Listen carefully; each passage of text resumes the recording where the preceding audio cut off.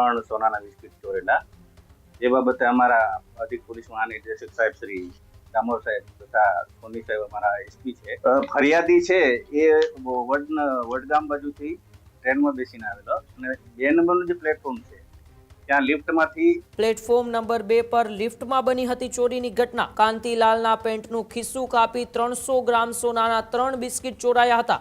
આરોપી કરણ મકવાણાને પકડી તેમની પાસેથી સોનું પણ કબજે કર્યું. હજુ સુધી તમે અમારી ચેનલને સબસ્ક્રાઇબ નથી કરી તો અત્યારે જ ન્યૂઝરૂમ ગુજરાતને સબસ્ક્રાઇબ કરો, ફેસબુક અને ઇન્સ્ટાગ્રામ પર ફોલો કરો.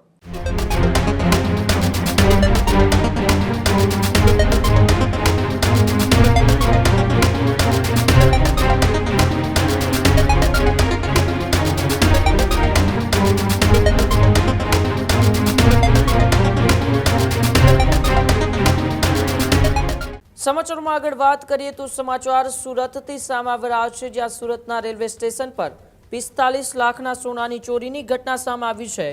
પ્લેટફોર્મ નંબર 2 પર લિફ્ટમાં બની હતી ચોરીની ઘટના. ભુજ બાંદ્રા એક્સપ્રેસમાં આવેલા મુસાફર પાસેથી કરવામાં આવી ચોરી. કાંતિલાલના પેન્ટનું ખિસ્સું કાપી 300 ગ્રામ સોનાના 3 બિસ્કિટ ચોરાયા હતા. ચોરાયેલું સોનું મંદિરના કોરિડોર બનાવવા માટે દાનમાં આપવા માટે લઈ આવ્યા હતા. આ બાબતે ગુનો દાખલ થયા બાદ રેલવે પોલીસ એક્ટિવ થઈ હતી. એલસીબી વડોદરા યુનિટ સુરત અને આરપીએફની ટીમ પણ ગણતરીના કલાકોમાં એ ભેદ ઉકેલ્યો હતો. 100થી વધુ સીસીટીવી ફૂટેજ ચેક કરી શંકાસ્પદ રિક્ષા નંબર પરથી આ સમગ્ર ભેદ ઉકેલી કાઢ્યો. આરોપી કરણ મકવાણાને પકડી તેમની પાસેથી સોનું પણ કબજે કર્યું. આરોપીઓએ ચોરેલું સોનું એ ભત્રીજી મારફતે દાદી ગીતા સોલંકીને આપ્યું હતું. પોલીસે દાદી પાસેથી 300 ગ્રામ સોનાના 3 બિસ્કિટ પણ રિકવર કર્યા. પોલીસે કુલ 45 લાખનો મુદ્દામાલ પણ કબજે કરીને આરોપીની ધરપકડ કરી.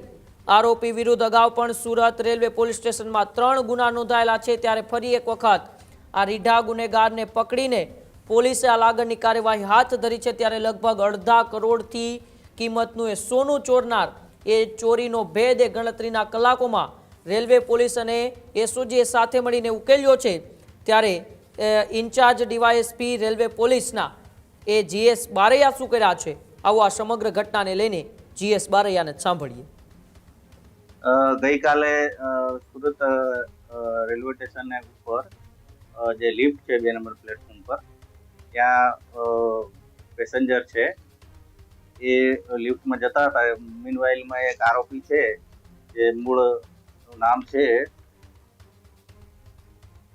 કરણ નામનો જે આરોપી છે, એને એ ફરિયાદીનું પેન્ટનું ખિસ્સું છે એ કાપી અને એના ખિસ્સામાંથી 3 સોનાના બિસ્કિટ ચોરેલા, જે બાબતે અમારા અધિક પોલીસ મહાનિર્દેશક સાહેબ શ્રી દામોર સાહેબ તથા સોની સાહેબ અમારા એસપી છે, એમણે અમને સૂચના કરેલી ગુનો ગમે તે રીતે ચેક કરો, જેથી અમે અમારી ટેકનિકલ સર્વેલન્સ ટીમ તથા એલસીબીના માણસો અને સુરત રેલવે પોલીસ સ્ટેશનના માણસો, અમારી આખી ટીમ છે એ 150 થી 200 જેટલા સીસીટીવી ફૂટેજ ચેક કરેલા.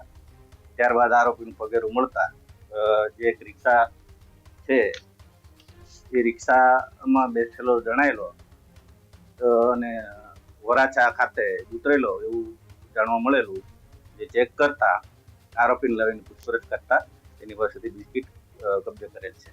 આરોપી કોણ છે, કેવી રીતે ફરિયાદીનો સંપર્કમાં આવ્યો? ફરિયાદી છે એ વડગામ બાજુથી ટ્રેનમાં બેસીને આવેલો અને 2 નંબરનું જે પ્લેટફોર્મ છે ત્યાં લિફ્ટમાંથી એ ઉતરવાની કોશિશ કરેલી, મતલબ પેસેન્જર તરીકે ઉતરેલા. એની આરે આરોપીએ ભીડભાડનો લાભ લઈને ખિસ્સું કાપ્યું. આરોપી ક્યાં છે? આરોપી મૂળ ભાવનગરનું વતની છે. એ હાલમાં તો પોતે મજૂરી કામ કરે છે એવું જણાવેલ છે, પરંતુ એના ઘરની ઝડપી તપાસ અમારા એલસીબીના માણસો અને એ લોકોએ કરેલી. ઘરમાંથી કઈ શંકાસ્પદ મળી આવેલ નથી. ગોલ્ડ કેટલાનું છે અને ગોલ્ડ ક્યાંથી લાવવામાં આવ્યું? ગોલ્ડ છે એ જૈન દેરાસરમાંથી મળેલું છે દાનમાં, અને ટોટલ 100 ગ્રામના 3 બિસ્કિટ છે, જેની અંદાજિત કિંમત છે 45 લાખ જેટલી. જે મહિલા છે તે આ આરોપી છે કરણ, એના દાદી થાય છે, અને એને આ સોનું ચોર્યા પછી એ દાદીને એની ભત્રીજી મારફતે આપી દીધેલું. ગુનાહિત ઇતિહાસ હાલ અમે તપાસ ચાલુ છે.